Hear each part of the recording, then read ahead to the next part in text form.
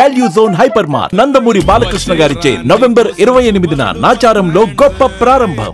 AP ప్రజలు be alert. మీ వెన్నులో వణుకు పుట్టించే వార్త ఇది. దక్షిణ కోస్తా రాయలసీమ జిల్లా ప్రజలు రైతులారా అప్రమత్తంగా జాగ్రత్తగా ఉండండి. ఫెంగల్ తుఫాన్ దూసుకొస్తోంది. రాగల 24 గంటల్లో మీ ప్రాంతాల్లో భారీ వర్షాలు పడే అవకాశం ఉంది. ప్రస్తుతం నాగపట్నానికి 320 కిలోమీటర్ల దూరంలో కేంద్రీకృతమై ఉన్న వాయుగుండం ఈ రోజు సాయంత్రానికే తుఫానుగా మారనుంది. ఈ నెల 30న కారైకల్, మహాబలిపురం మధ్య తీరం దాటే అవకాశం ఉన్నట్లు వాతావరణ శాఖ అధికారులు అంచనా వేస్తున్నారు. ఈ ఎఫెక్ట్తో దక్షిణ కోస్తా రాయలసీమ జిల్లాల్లో ఈ రోజు నుంచి వచ్చే నెల 1వ తేదీ వరకు మోస్తరు వర్షాలు, అక్కడక్కడ భారీ వర్షాలు పడే అవకాశం ఉంది. ప్రకాశం, నెల్లూరు, ఉమ్మడి చిత్తూరు జిల్లాలతో పాటు ఉత్తరాంధ్రపై తుఫాన్ ప్రభావం ఉంటుందని వాతావరణ శాఖ హెచ్చరిస్తోంది. దక్షిణ కోస్తా తీరం వెంబడి భారీ ఈదురుగాళ్లు వీస్తాయని, తుఫాను ప్రభావంతో సముద్రం ఉగ్రరూపం దాల్చే అవకాశం ఉందని, మత్స్యకారులు వేటకు వెళ్లొద్దని హెచ్చరికలు జారీ చేశారు. ప్రజలు, రైతులు అప్రమత్తంగా ఉండాలని సూచించారు.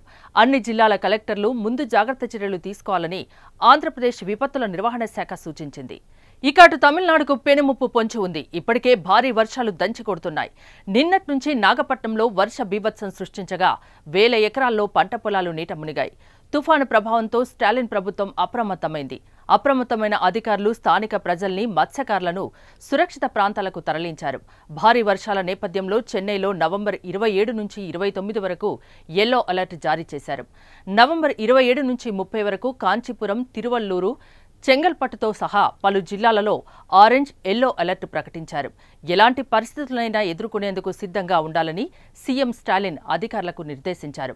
భారీ వర్షాలతో చెన్నై, నాగపట్నం, మలైదుతురై, తిరువార్తో సహా 9 జిల్లాల్లో పాఠశాలలు, కళాశాలను మూసివేస్తున్నట్లు ప్రకటించారు. కోస్తా తమిళనాడులో నవంబర్ 28న కూడా భారీ నుంచి అతి భారీ వర్షాలు కురిసే అవకాశం ఉంది.